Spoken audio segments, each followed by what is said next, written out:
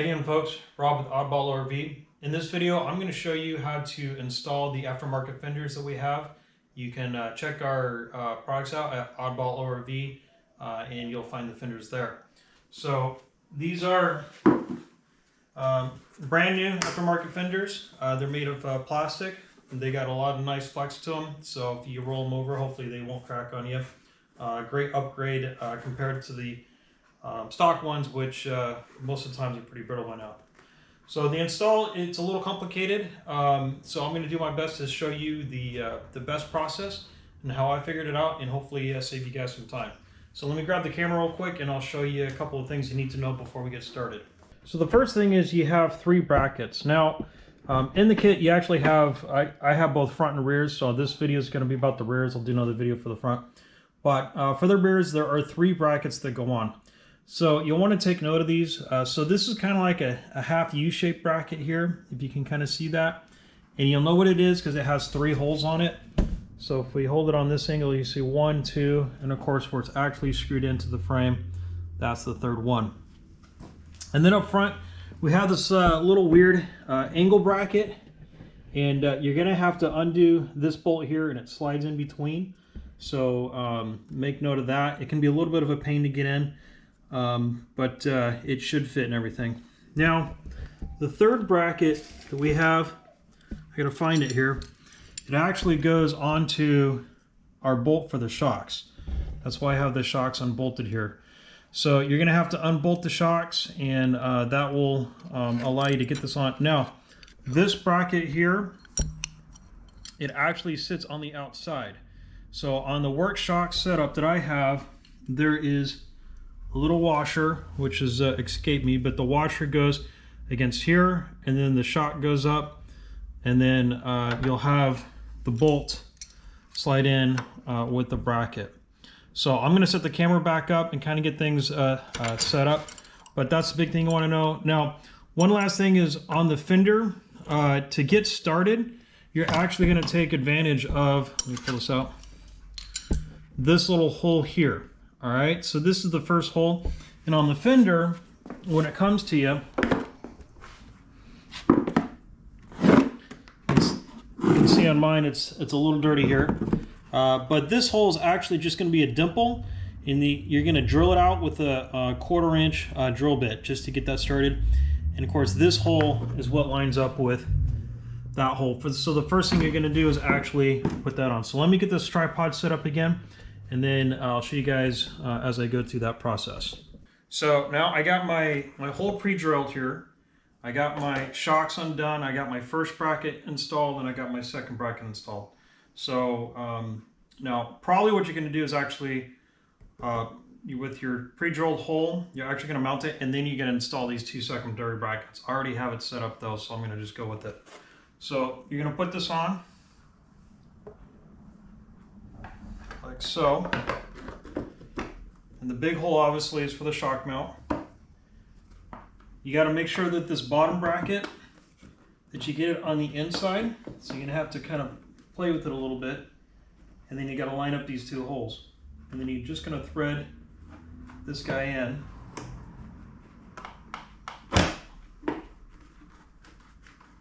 Until it tightens up. Okay. And that'll go down like that.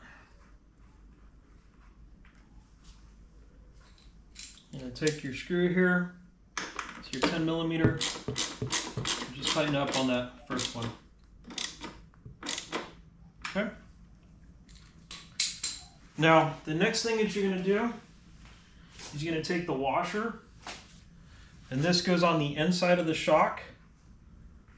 This is for the work shock again. If you have stock shocks, it'll be a little bit different. You'll actually want to pre-thread this bolt through, or the bracket on the bolt, right? And so if you're looking at it, you're going to have the bracket staying upright with it tilted outwards. Okay, that'll make more sense later. So you're just going to take that. Let me change the camera position so you can see better. So I'm going to thread my bolt through.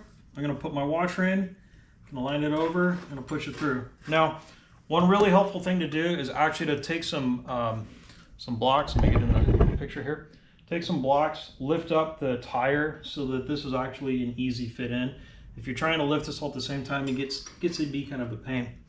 And you'll see this bracket here, it's actually going to be a little bit loose. That's okay. We're just going to go ahead and thread this in, get it started, and threading in.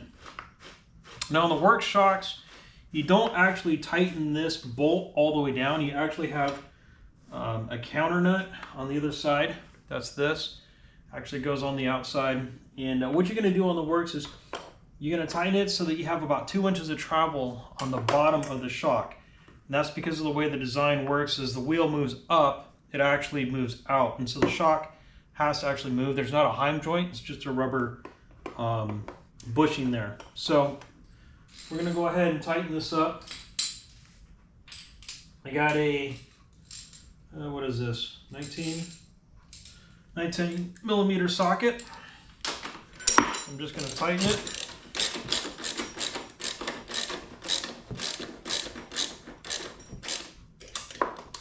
Keep tightening it. So this bracket's actually going to stay kind of upright like that. All right.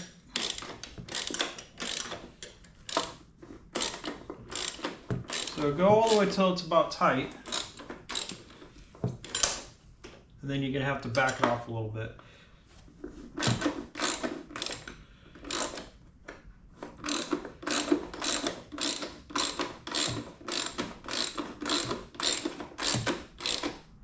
Okay. So there you go. Now when it's actually tightened down, you're actually going to find out where your hole position is going to be. And these are you're going to mark because you're actually going to come back and you're going to drill each one of these holes through. So there's a hole here. And then there's going to be a hole here, and there's actually another hole right here that you can also do. It's actually kind of optional. You don't actually have to do it, but you can if you want. You just want to make sure that you pull this down nice and tight. So once you have this tight, now if you notice if I'm twisting this shock, it doesn't move at all. That's not how you want these work shocks. You're just going to take this and you're going to back it up a little bit so you can get a little bit of flex. Like that, okay? Now, I do this by feel because I've taken these shocks on and off again. Before I take this out for a ride, I'm going to take the lower bolt off. I'm going to make sure I can move it side to side about 2 inches. Okay, so that's what you got to do. I'm going to pause the video here and we're going to come back in a second. Okay, so the next thing I'm going to do is I'm going to take my pen and I'm just going to mark these right here where my holes are going to be. You only want to do these once. All right.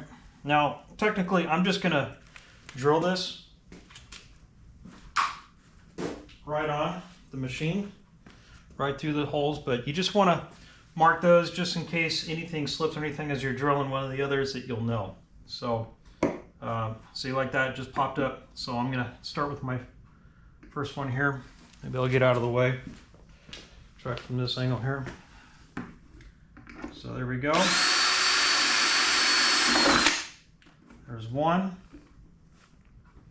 Make sure that hole's still good. 2.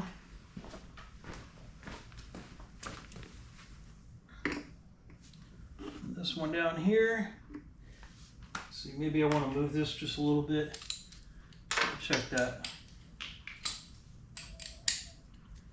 If I tilt this thing up a little bit, I might be able to get a little bit more bite on it. Let's see. It doesn't really do anything. All right, I'm gonna go where I had it.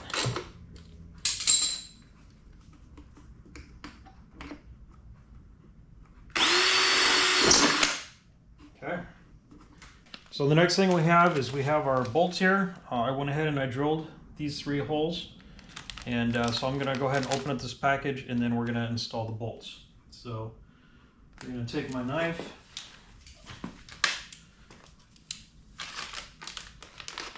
They're open. Make sure you don't lose them. Okay. And you're gonna put the flange side like that. That's gonna go on the outside over the plastic. It's gonna go through. And then this side. Now these are nylocks, So I'm going to hand tighten these. I'm going to go back later and tighten them down. All right, but there's one. This one goes here. There's two.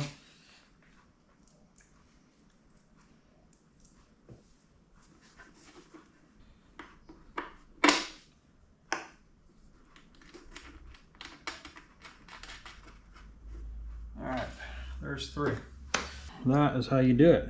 So we got one bolt there. Looks good. Got this bolt here. Got that bolt here. Take a look on the outside. So you can see we got, there's our one. Here's our second one. The other one's actually way down there. So that in a nutshell is how to install the rear fender on the FL350. Thanks for watching, folks. Check us out again at oddballorv.com.